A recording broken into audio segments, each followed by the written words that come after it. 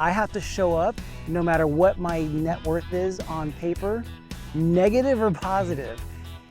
You just have to show up. And you already know that the results of that will compound and build. And where I was at when I first started, I would have never known that because I was just following passion. Sure. But we now know money follows the passion. Looking back, I'm like, I'm so glad I did that. And also whatever's to come, I have to keep that mindset.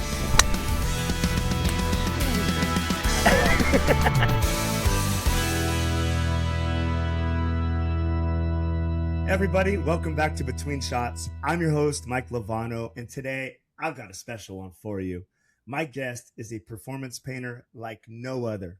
You may have seen him on America's Got Talent. You may have seen him in a stadium, in an arena, opening for Kiss on their farewell tour, or you may have been fortunate enough to bid on one of his paintings where he's raised millions of dollars for local charities all over the world. But today, we're going behind the brush. We're going to talk about family. We're going to talk about resilience, and we're going to talk about the journey that's made him who he is today. So without further ado, my friend, my guest, Mr. David Garibaldi. David, welcome. Yeah, good to see you again. You too, man. How you doing? I'm doing great, man. I was so excited about this, and obviously, blending two things that I love, golf and art, and then we're, talking as well. So I'm very excited. Look at you, man. Let's go. I could caddy I hope for you got that. Did you get that? I know your game right now. You got that? just play that at my funeral, just so people know I was like, okay at golf. We're going to start the show off. We're going to start the show off with that shot. Yeah. Slow-mo, this angle from above. The only shot he had all day long. That felt good. That's why I come back to golf. Not the first shots. It's these shots. How about you? How long have you been golfing for? So I've been golfing since I was 30 years old. And my first set of clubs was actually from Taro. We were sitting in a restaurant. He's like, stay here, I got something for you. Comes in, brings a full set of clubs in for me, drops them off. He's like, we're gonna golf. And I'm like, I don't know how. He's like, just figure it out. Luckily, him and just a lot of close friends of mine were patient. Right. Took me out. Brad Miller took me on one of my first golf outings in Indiana. Okay. So I was performing at his event the next day. I was like, man, golf is fun. He's like, all you've done is drive the golf cart and drink. And I'm like, it's fun. That's why I love it. The only Mikuni ball I have left. That's who got you into golf right there. The rest are in a lake or a rough somewhere. Still got this one. That was probably the most fun part about learning golf, was learning the etiquette, the language of the actions. And also just learning why people play golf for 4 hours. There's obviously like a social aspect, but there's a trust that you build as well with someone. So when you got into it, did you like playing a full 18, or was that too long at first for you?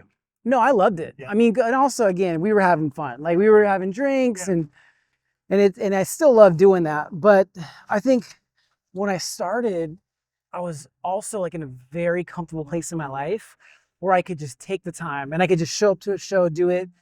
Now it's not as fluid as it was at that time. So, kids like they need the momentum of my energy. Yep.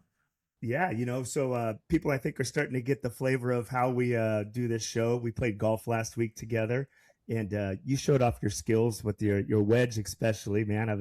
That was it.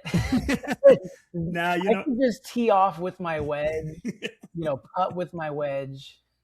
Well, I had Jeff Garcia on here, and he, a couple of days after we played, he had a hole-in-one at executive course where you're just using nothing but your wedges. So yeah, I know there's one kind of where we both around here in Elk Grove. Maybe we'll have to go pick that up, and we'll get that hole-in-one for you too.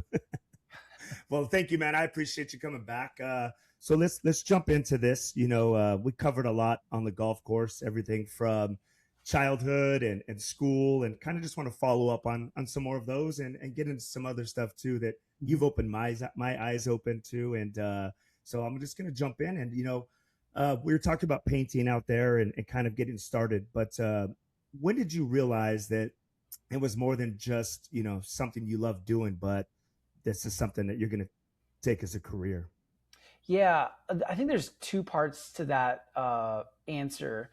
Is early on when I was young, I always enjoyed looking at comic books and redrawing, what I saw onto the paper.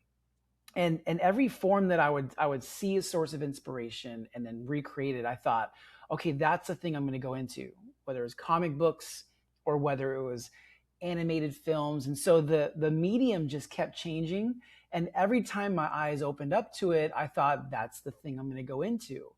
And it was because there was a home for my skill and a very specific skill of how I like to draw. And then I never really painted until I got older.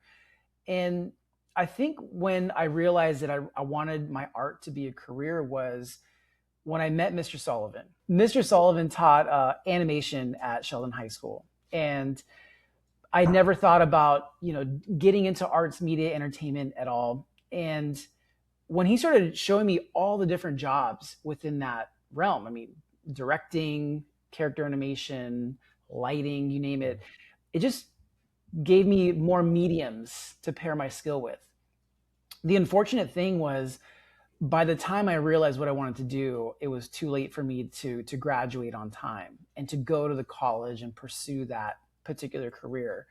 But I had no idea that that was going to kind of set me up for where I'm at in life now. But I just think that I've always been open to, I know I have a skill set and I just see an example of someone doing it. And then we'll just fast forward when I saw the Denny Dent painting. I was like, this is the medium that I want to pursue. This is the medium that I have different skill sets that will apply to this. And I think I can go pretty far with it. I remember when I first went into Mr. Sullivan's class in animation, in the first few weeks, he had said this word to me. It said tenacious. And I'm like, what does that mean? I'm like, I could barely mix blue and yellow to make green. Like, what does this word mean? And he just said, I want you to go find out what it is because you have that. I didn't know that was something that was living in me, but it took him to point it out. Now, even if he was lying to me, even if he's like just telling me that to encourage me, I still would have believed him. Yeah. And I started thinking that way, like, wait, no, I can figure this out. I'm tenacious. I would use it in like, when kids learn new big words, I would use it in ways that I probably shouldn't have. But that was definitely always in me. I was inspired by my parents who are, I share with you, they're entrepreneurs, they're go-getters, they're tenacious themselves.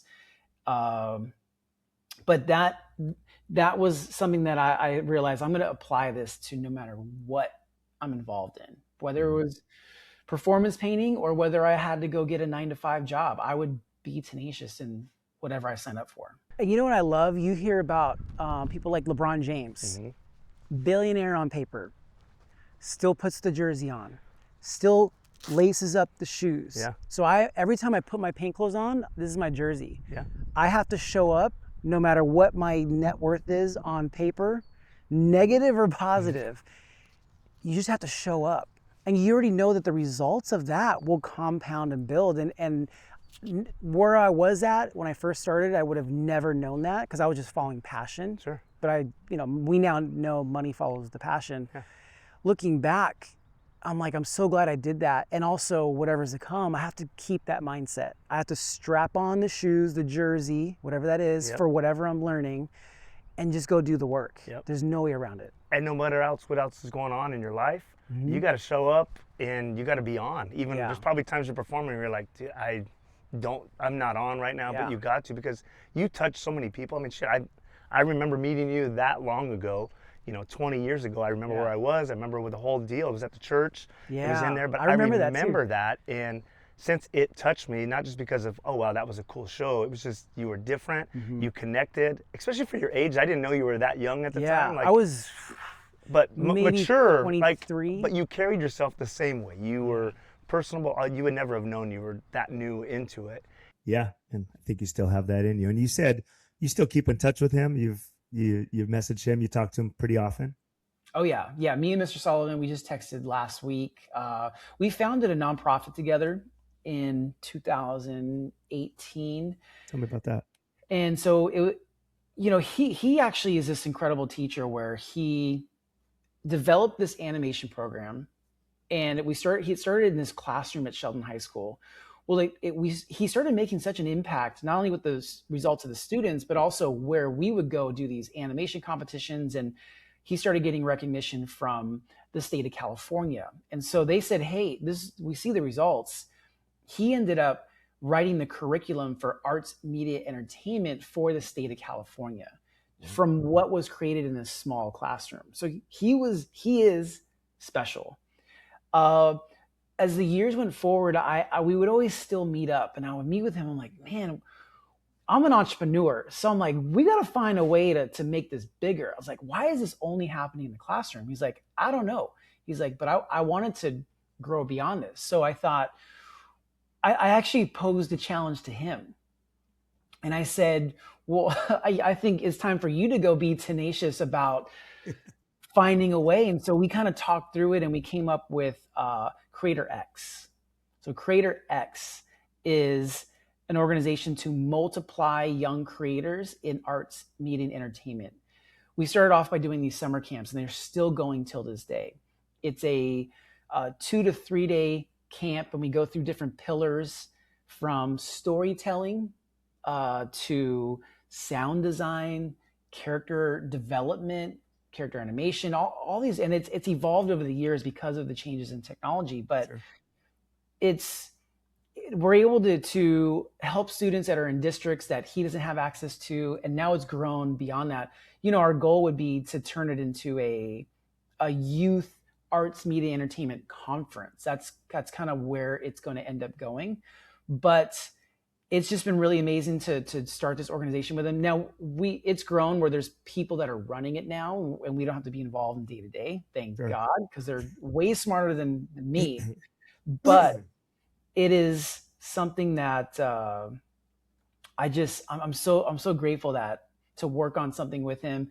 And again, he's still a mentor to me in different situations. I come to him about business ideas, education ideas, creative ideas. And I just love his perspective and take on a lot of different areas. That's awesome. And how long have you guys been doing that for now?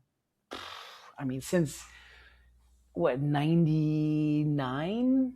Oh, wow. Since we met. I mean, but I'm sorry, the Creator X has been going since late 2017. Okay. And then, and since then. So now it's gone, Man, we're almost 10 years. 10 years. Yeah. Yeah. Yes. All right. Okay, cool. Bye. That was Damon West, who has become he's actually the reason why I have a publishing deal. Oh shit. And that was just a buddy, or? No. Who's dude, Damon West? I listened to this podcast, and it just gave me so much hope. He basically was sentenced to prison for just about life. Ends up, after 66 years, ends up getting out on they gave him parole.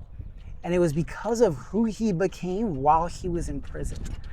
And I'm not going to tell his story, but his whole thing is about being the coffee bean. And when you are thrown into stressful situations, you become one of three things. You become the egg, the carrot, or the coffee bean. The egg becomes like a hard inside. The carrot becomes soft, and the coffee bean changes the water to coffee. And I was thinking about what I was going through, and I just thought, I gotta send this guy a message. It clicked. Even if he gets thousands of messages a day, send him a message. You have no idea how much that touched me, right? And I just appreciate you so much. So Damon messaged me back. We keep in touch over the years, fast forward. And then at some point, we get to the point in the book, I said, hey, can I share my manuscript with you? I was like, sure.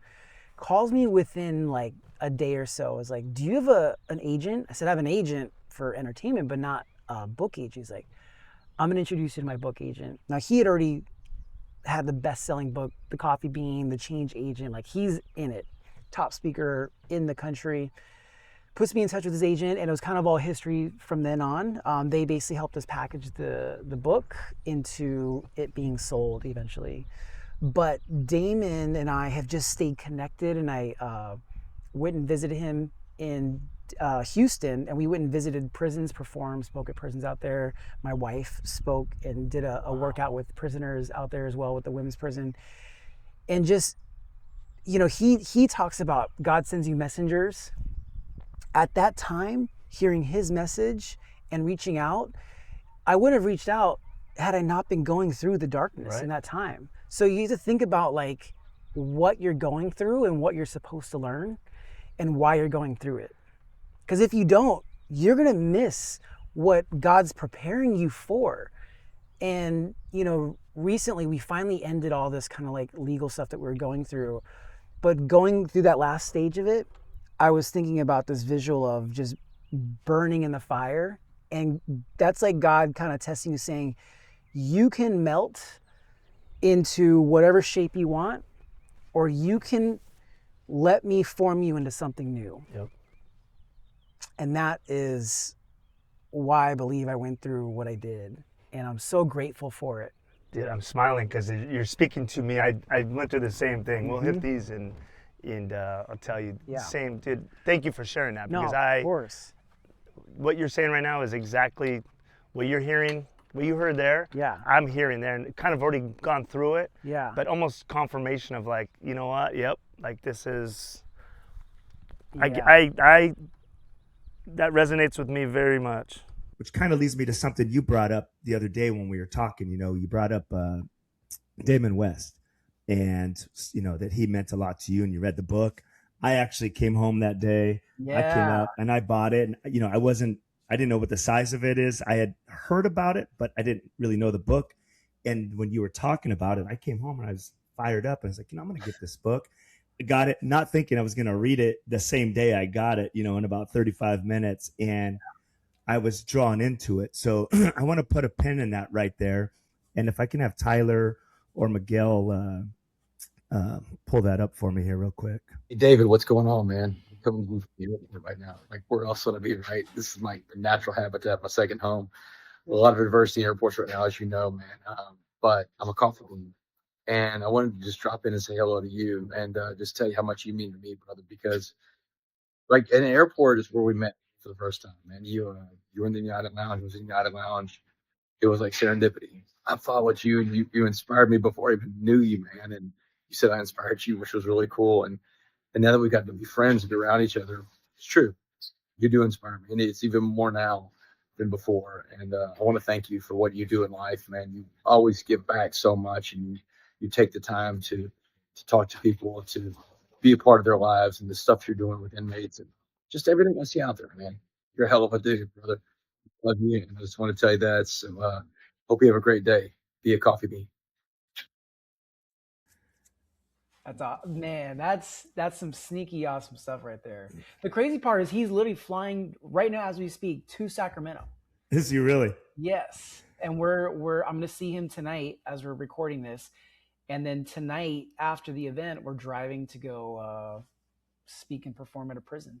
Wow. So, you told me quite a bit about him a couple times through the event. And so I reached out to him and asked him, if he'd be willing to do that.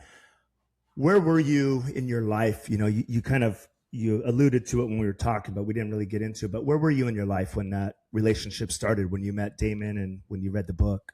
Yeah. Well, when I first got introduced to Damon's story, I was going through one of the darkest periods of my life. Fast forward, years later, I'm in the Denver United Lounge and I see a guy with a shirt that says, "Be a coffee bean." And I'm like, what are the odds? I didn't even know it was him. I just went up to him to say, "Man, I really like your shirt." He turns around, gives me a hug. I still don't know who this is. I just like the guy's shirt. And he looks at me, he's like, "David." And I'm like, "Damon." And we're just like, what are the odds that we ran into each other? I never run into anyone. And we're both, he travels more than me. We had like about an hour to just sit and talk. While I was sitting there, he's still on parole technically, even though he's a best-selling author, top speaker. Part of his story is he still has to check in as he's changing the world. And he is the real deal. Yeah. I've spent a lot of time with him now. He's the real deal 24/7. he actually talks about how God will send you messengers, and his messenger was the person that first told him about the coffee bean story. And Damon has been a messenger in my life. Now, I have been able to get through all that stuff that I went through, and it wasn't easy. And I'm sure we can go into more detail about what actually happened. And now we're actually on the other side of it. Now I really understand what that means to be a coffee bean. Yeah. And it doesn't matter what you're going through, you still have an opportunity to have an effect on your environment. And that's a choice. And along the way, I learned the impact of that choice. Because had I embraced the darkness of it, I don't think we would be having this conversation. Right. I don't think I would have maybe continued pursuing. I would have just hid. But it was the opposite. And I wasn't going to let this really difficult time hold me back. In fact, it ended up changing me a lot for the good. And so I love Damon. I'm so glad now we're like doing like work together, and I will show up for that man. Whatever he needs, we're there, my wife and I. And man, that's so cool that he sent that message in. Yeah, like I said, and thank you for sharing that. And I do have some follow-up questions in there that you alluded to. But like I said, I got home, I followed him, I bought the book, and you're right. I mean, I went back, through some of his old posts and was just kind of doing it and researching them. And I have a funny story. Actually, I'll share it right now with you. I've probably had 5 people buy this book in the last couple of days. I've been talking about it. I've been talking about how when we were filming and the passion you had about it. And again, the things you were saying you were going through, I've been through the same things, man. I mean, the exact same stuff. We can have a couple more rounds of golf outside of this and even talk about it more. But so I hear what you're saying. I know how the system works like that. And I've been there. But in talking to this book, and I have my first guest who was on the show, Greg Klink. He was a Chico basketball coach. I was with another basketball coach, the coach at Jessup, Mark Darnell. Yeah. And I was telling him this story. I was like, dude, it's so impactful. I was telling him Damon's story. I was telling him about you. And he's like, what's it about? And I told him, he's like, you got to be kidding me, Mike. He says, I was an assistant coach at Chico State, coaching under Greg and coaching under with another guy named Chris Cobb. And Cobb, it was Mark's turn to do a halftime speech, or what he did a speech and it wasn't up to par, what they wanted him to do. And so Cobb kind of goes in and goes, watch. And he gives them the story about the carrot, about the egg, about the bean. But when he brought it in, he had a carrot and he bit it, right? He bit the carrot. And he says, and when he got to the egg part, he grabbed the egg and he threw it against the wall. But when he had the coffee bean and he had a cup of coffee and he poured it on him, it's like, hey, be the bean. And the team was fired up and going out.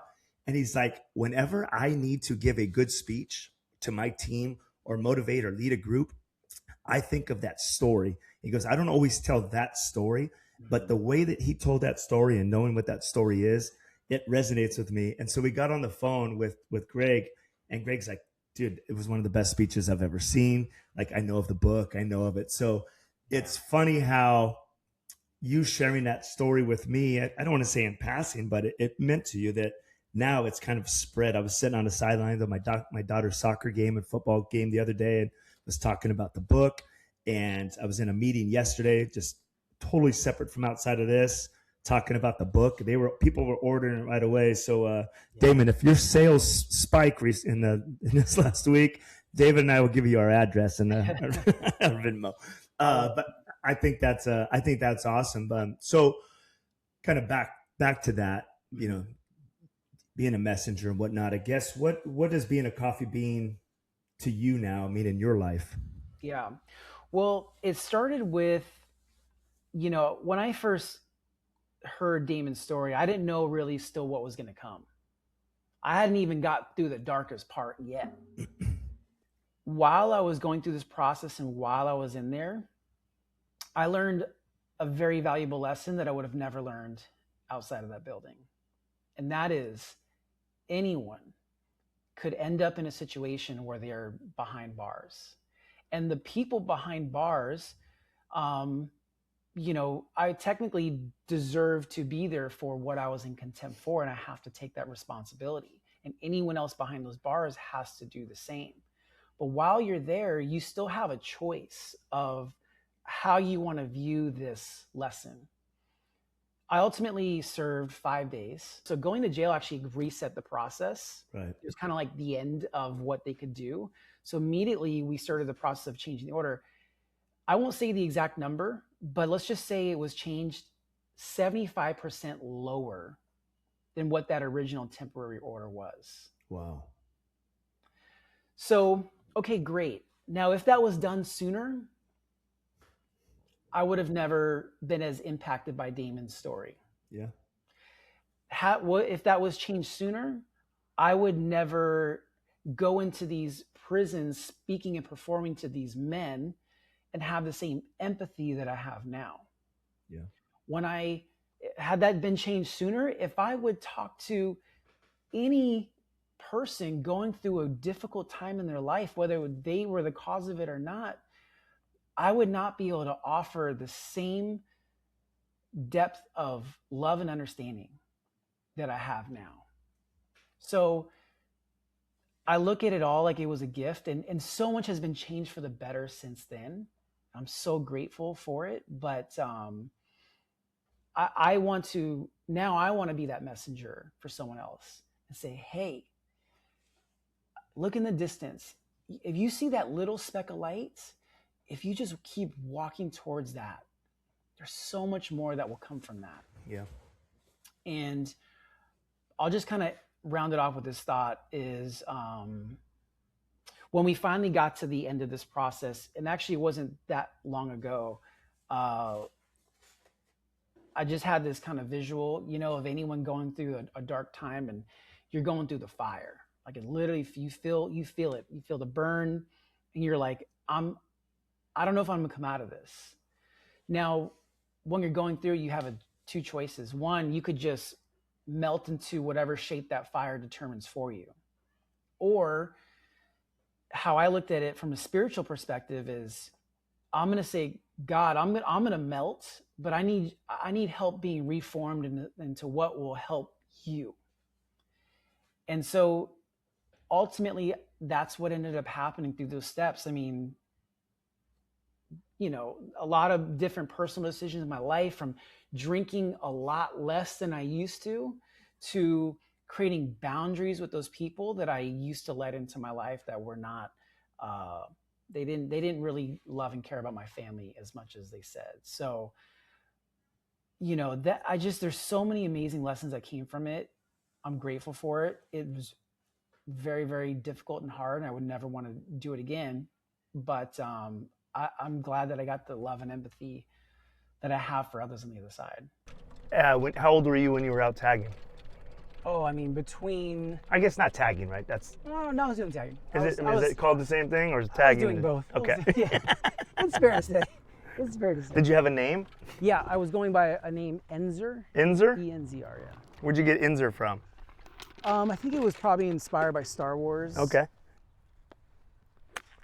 Dude, that's perfect. Oh, no! It's all right. The one little twig. So graffiti, you were tagging in Elk Grove? Yeah, pretty much. I mean, the walls that separated the train tracks to the neighborhood, that was my canvas. And I would joke around, like I used to do paintings larger and faster. Like it was larger because it was graffiti, and it was faster because it was illegal. But, I was into hip hop culture. Yeah. And when you're a creative in hip hop, graffiti is like your medium, right, for your voice. Because I couldn't rap and I couldn't break. I mean, actually, I tried all, but I was better at the graffiti. So, how does it show up now? You said that was the beginning. How does it show up now in your life? How does it show up in your art? Is it different in how you perform, or how you show up for your family day to day? Like, what does that look like? Yeah, well, part of it is, I mean, it's family first. It always has been, but it's like even more so now. I mean, I have such an incredible wife who has been going through a lot of difficult times with me. We kind of lived our vows before we made them. And I like that. And so with her, with our kids, mine two, her one, we're a blended family. It's just prioritizing that first. I don't need to do the most shows. I don't need to make the most money. I need to be available for my family first, especially in this time. And then, so I think second is like just the patience, just having patience in a lot of aspects of life where, any challenge, okay, what's the process that we have to go through? It may be short, it may be longer, but being just open to that process of patience now. Yeah.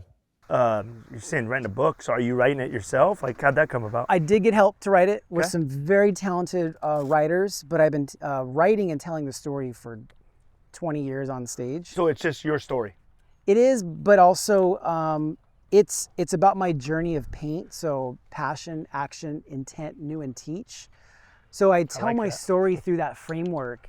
And even when I talk about this on stage, I talk about how you apply paint anytime in your life.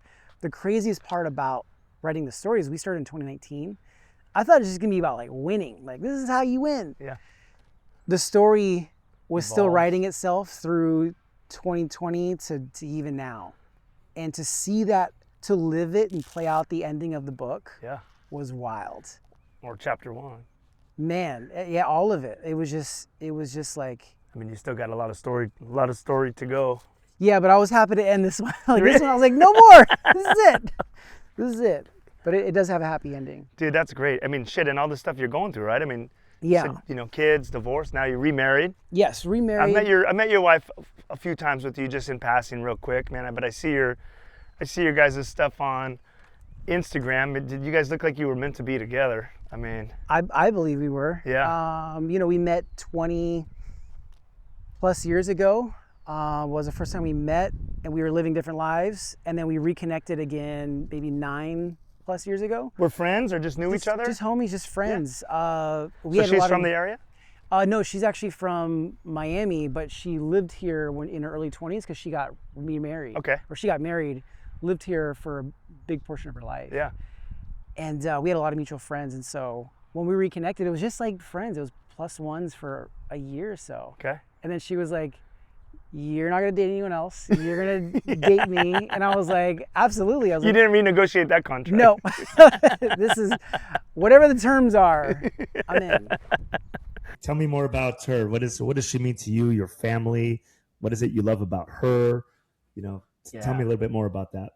Chadi is a warrior, a light, like all in one. I mean, so Chadi and I met 20 plus years ago. We were both living separate lives, but we had just met at an event.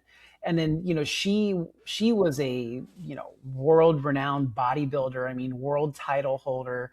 So she's epic in her own sense. And, because we're from the same city, we have a lot of mutual friends who are, I guess different high achievers in a small town. So we're friends, knew each other, acquaintances. Fast forward, when she kind of moved back to Sacramento, restarting her life, it was the same time that I was too. But it was, when we first reconnected 9 years ago, it wasn't about like dating. It was just, it wasn't even like, let's just be friends. It was just reconnecting with a friend.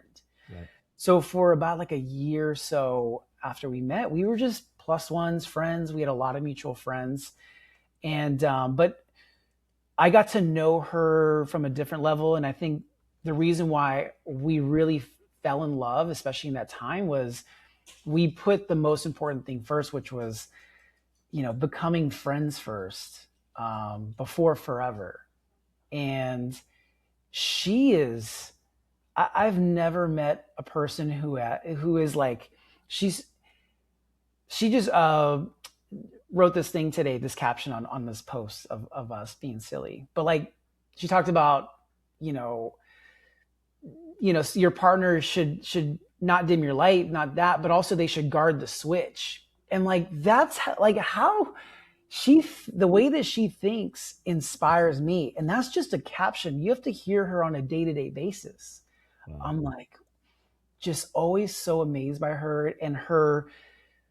And I think the one thing that I love so much about her too, besides the love that she gives me, our dogs, our kids, is the impact that she has on so many women in her life.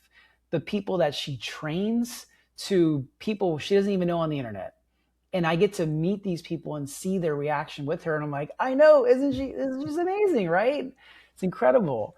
Um, but I just, we both could not imagine doing life without each other. And so we're coming up on our 1 year wedding anniversary. And it just sometimes it doesn't even feel real that I get to spend every day in the rest of my life with this incredible woman. Yeah, that's awesome. It's funny. I've been up here now in Sacramento back again for about 3 years. And, obviously I think a lot of people, everyone knows David Garibaldi in my mind, right? But it's funny, the more I get around and in different circles, they know her. You're like, oh, that's David's her boyfriend or her husband. Yeah. It's not the opposite. It's yeah.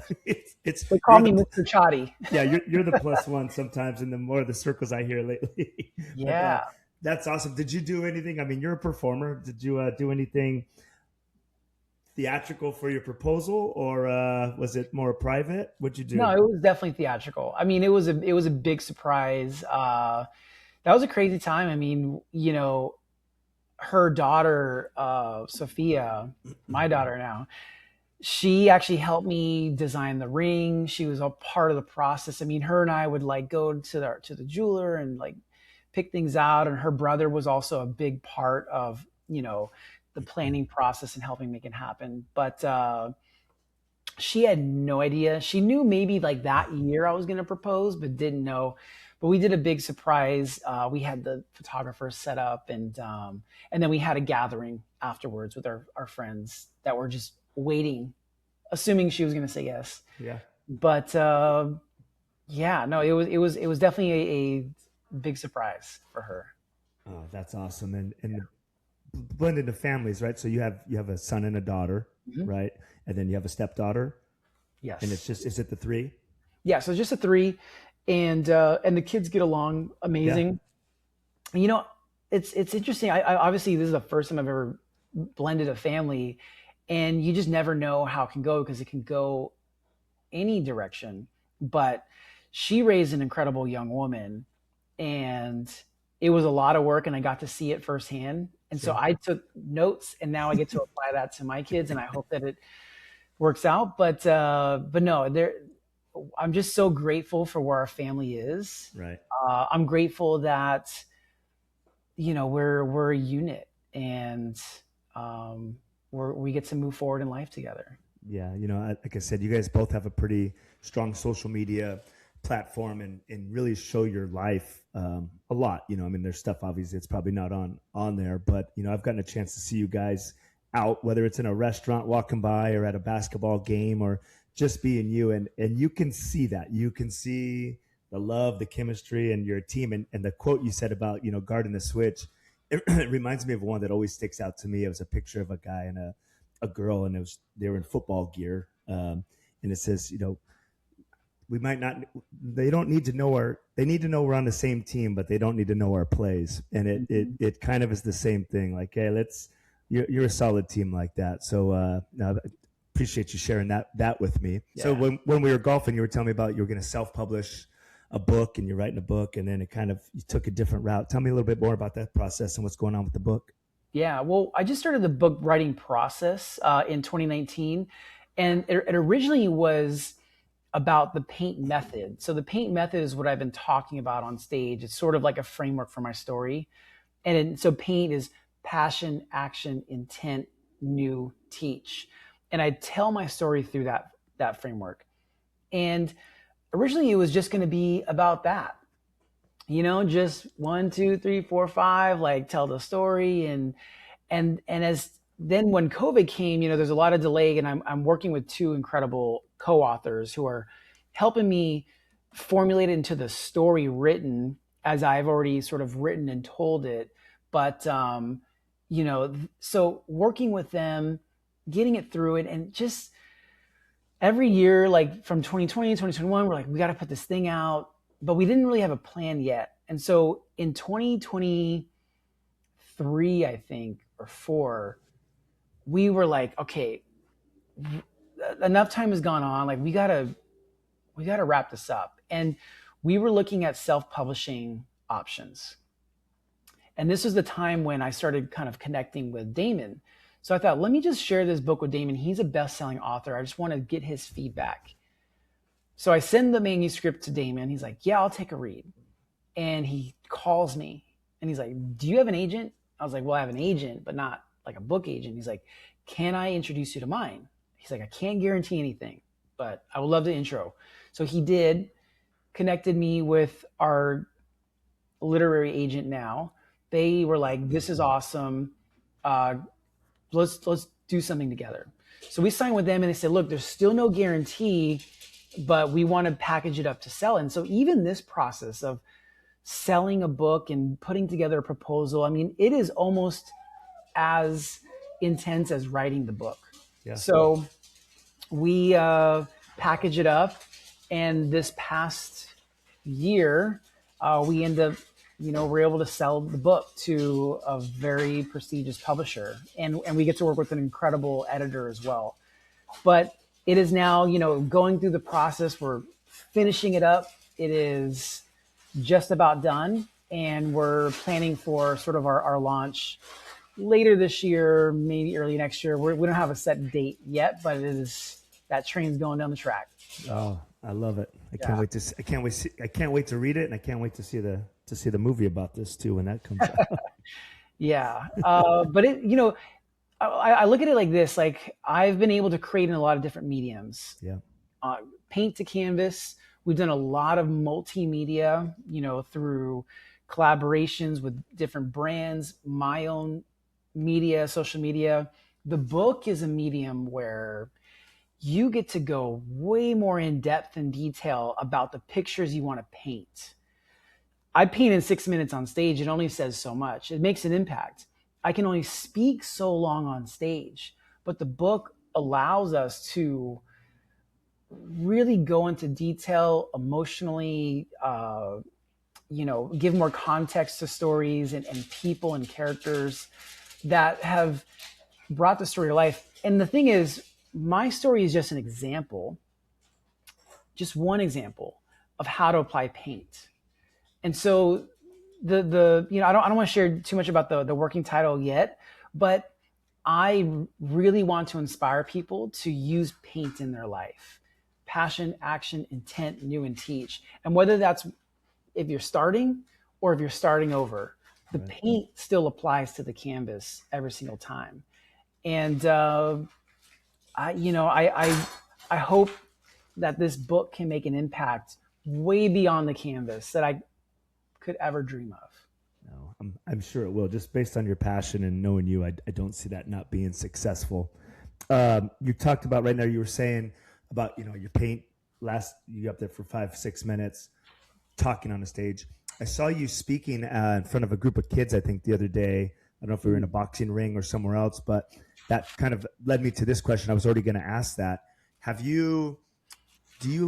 you already get up on stage and do motivational speaking and use art as a piece of that, or paint as a piece of that? And I kind of give you an example. I went to a conference a few years ago. It was a leadership conference, and the main speaker was the drummer from Pink. It was one of Pink's drummers. He had his drum set up there. He had a big screen behind him. He would play some drums. He'd play some Pink songs kind of to the video of her, some live things. And then he would get out and he would tell these stories about his own leadership, but also how Pink was as a leader. And the more I hear you speak, the more I watch, the more I'm hearing your story. And now seeing Damon do his thing, I see a lot of similarities there to where, are you out, if you're not already doing it, is your plan with the book to get out and speak and maybe paint as part of the motivation and part of the leadership, but it's not, the story isn't to paint and hear you talk a little bit, it's to talk and see you paint? Is that something that you're working on or you've done before? Yeah, I would say this. Speaking and keynote speaking is sort of like we'll call it a hidden talent that people don't expect, but I've been doing it for 20 plus years and developing it over that time. And so we do a lot of corporate events, a lot of big conferences, from clients like LinkedIn to, IBM. I mean, everything in between. And those experiences could include 2 to up to 4 paintings.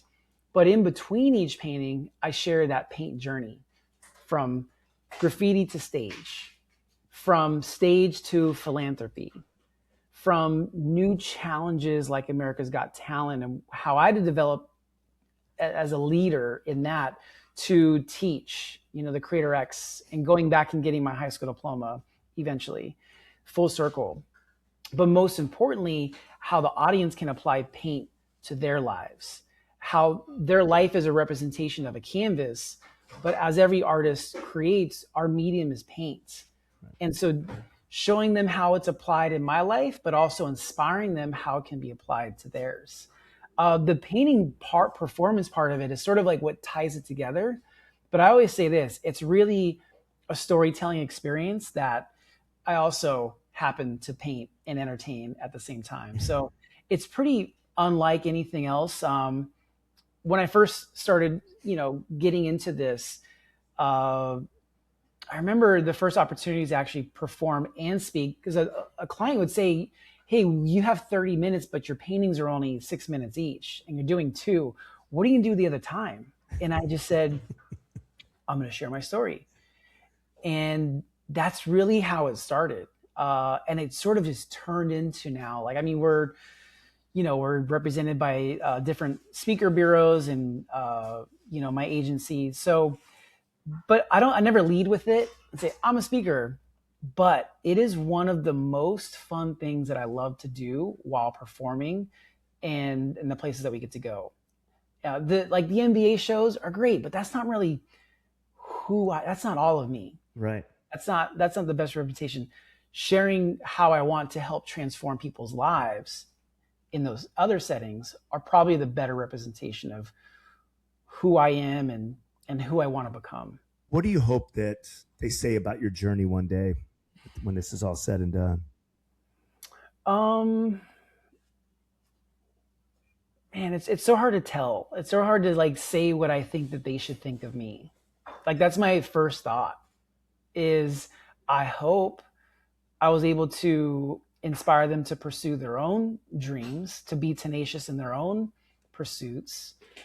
But I would hope that I love them enough to know that they would say, he always found time for that, always found time to show how much he loved us. But I think right now, being in my 40s and I'm in it raising my teens, it's I just hope that at least they see them, however busy I looked on the outside, that they know that I always found time in our home life, in life, to just make time to be there, to teach, to help lead, and to just show up for them as much as possible. No, I love that. Before I get to my last 2 questions, I just have a curiosity question of my own. What kind of art do you have in your own home? Great question. People ask us that all the time. Really? Okay. I was thought I was Connie's just over there. People ask her that all the time. What kind of art does he have? You have in the home? One of my, actually, the one thing that I do love that's in our home is this abstract piece of art that we found during our travels. And the reason why I love it was just how we kind of literally stumbled upon it. But it's the one painting that I look at, I'm like, there's nothing I want to change about it. Because I look at my paintings, I'm like, oh, I make an adjustment, I've messed up this, or I would add that.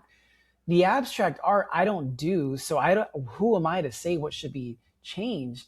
And so I'm looking at it right now, and it is just perfect.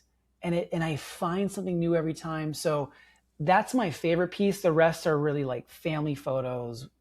That's my other favorite part of it. All right. Well, hey, my final 2 questions here I ask every guest.